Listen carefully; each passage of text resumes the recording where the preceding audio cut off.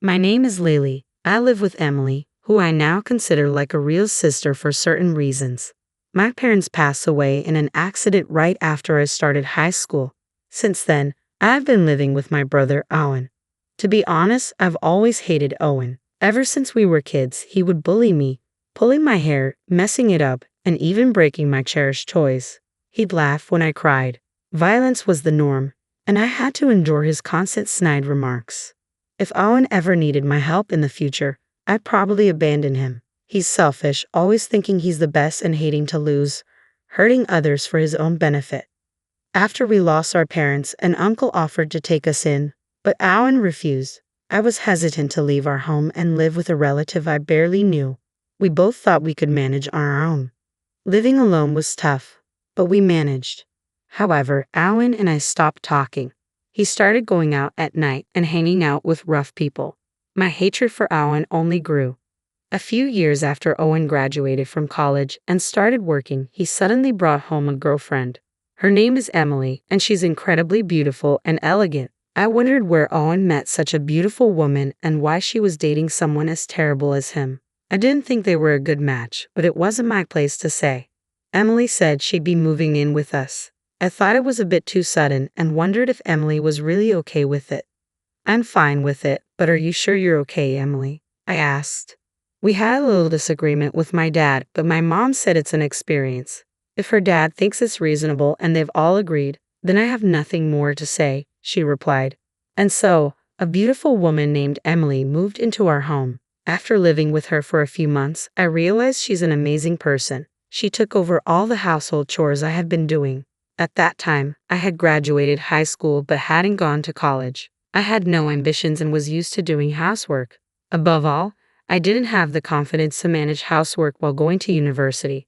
But Emily encouraged me to find my passion, saying it's never too late. Ever since my parents passed away, my life had been a cycle of chores and school.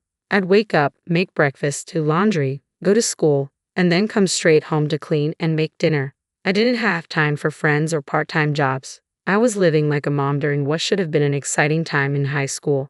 I didn't even have a boyfriend. Not that I was interested until Emily pointed it out. I hadn't realized I had no hobbies or passions. Looking back at my high school life, I felt a bit lonely. I remember talking with friends in middle school about wanting to get part-time jobs and boyfriends in high school. I decided to reconsider my future. I thought I'd start with a part-time job, but I didn't want to leave all the housework to Emily, so I helped her whenever I could. One day, it hit me, is Emily actually amazing? I was pretty confident in my cooking skills since I'd been doing it ever since we lost our parents. I'd also often looked at books. I initially thought Emily, with her elegant demeanor, wouldn't have much experience with housework. I was wrong. Emily was perfect at cleaning, laundry, and especially cooking. Her cooking was so good she could be a pro, and it made me wonder again why she was with Owen, who has such a terrible personality. I started to admire Emily and thought of her as a real sister. She said she felt the same way about me. We even started going out for meals and hanging out. But Owen didn't seem to like that Emily and I were getting along so well. Years later, Owen found himself at the center of a major incident. One day, after several years had passed, I got a call. By this time, I had already moved out and was living on my own. The call was from Owen. For some reason, he was furious and yelled over the phone, "What are you doing on the day of the ceremony? You better not miss it." I responded, "What ceremony? I haven't received an invitation." Owen sounded puzzled and said, "Huh?" But I decided to tell him the truth. Why Owen thought he could get married after doing what he did was beyond me. Let's rewind to the time when Emily started living with us. After Emily moved in, the bullying had mostly stopped, but there was a day when Owen became physically violent toward me. It started because Owen was angry at Emily. Owen would take a lunchbox to work that Emily prepared for him, but one day Emily overslept and couldn't make his lunch. Owen was furious about it. To me, it seemed like a minor issue. When Owen got home that day, I talked to him about the morning incident. Why get so mad over a missed lunch? Nobody's perfect. People oversleep sometimes, you know. I didn't mean anything deep by it, but Owen didn't like what I said and suddenly became enraged. A woman who's going to be my wife should be perfect at everything. It's your fault for being around and influencing her, he said. According to him, my presence was a bad influence on Emily. Of course, I argued back. I used to cry a lot as a kid, but now I speak my mind. We got into a heated argument, and suddenly Owen shoved me. Then he started kicking me. Just then, Emily returned from shopping and intervened. She was angry at Owen, but Owen didn't calm down.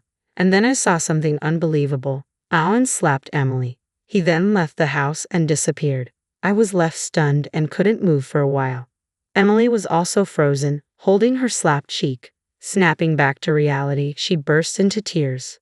I approached Emily and asked, "Emily, are you okay?" She replied, "I'm fine," but tears were spilling from her eyes. She said sorry and retreated to her room.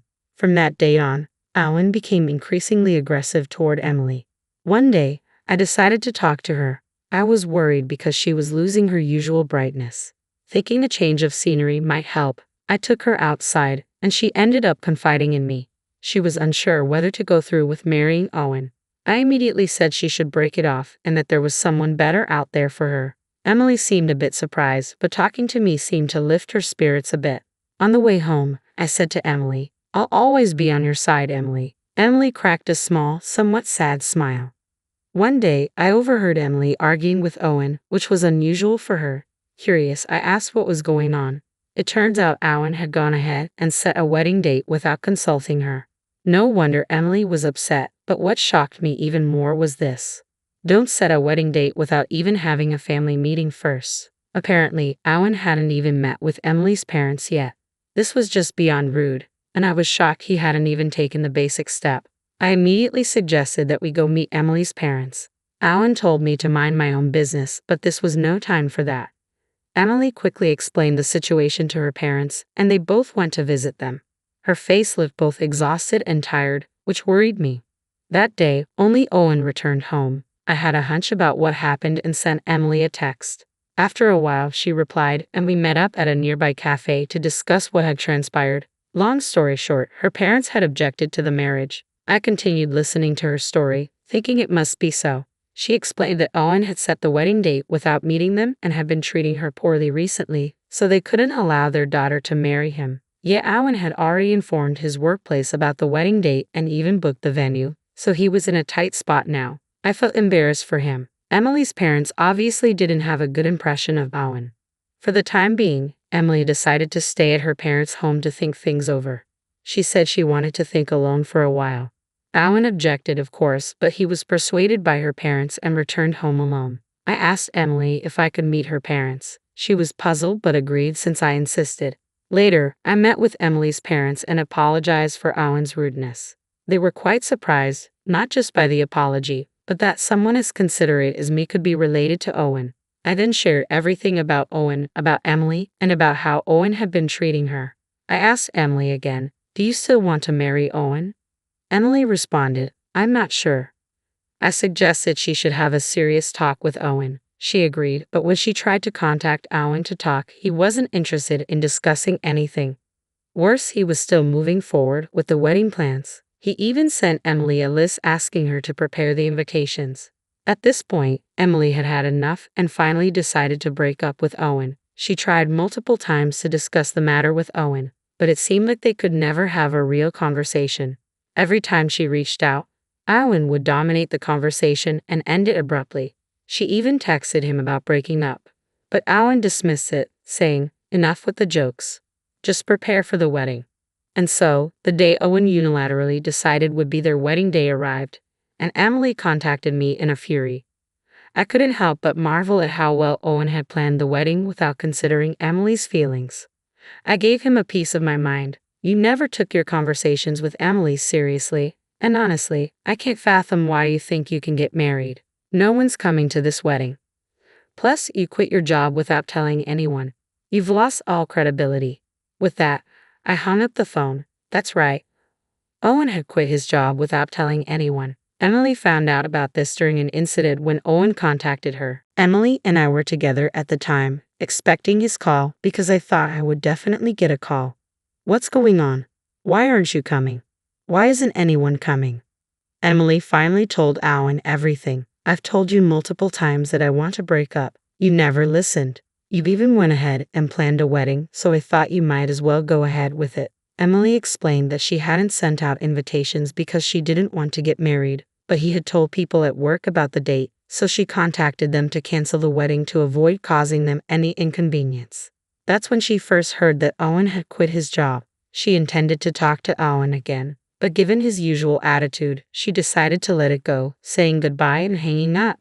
After hanging up, Emily looked relieved and refreshed. She apologized to me, but I was more than satisfied with the outcome. In the end, Owen had brought this upon himself. He never took his relationship with Emily seriously and made all the decisions on his own. If he had taken the time to have a serious conversation with Emily, things might have turned out differently. But that's neither here nor there now. Emily was worried about living alone, but I had anticipated this and had already decided to move out and live on my own. I had even finalized the lease and just needed to move. Later, after moving, Emily and I continued to be as close as best friends. I told her I would miss her as if she were my sister, but she assured me there was no need to part ways. Since then, we've gone out for meals, hung out, and even traveled together. I spent my days working part-time, trying to find what I really wanted to do. Emily, being the incredibly capable and thoughtful person she is, also started a part-time job where I worked. Emily is the whole package. Beautiful, talented, and incredibly considerate. She quickly became popular at work. One day, Emily mentioned she might be getting stalked by someone.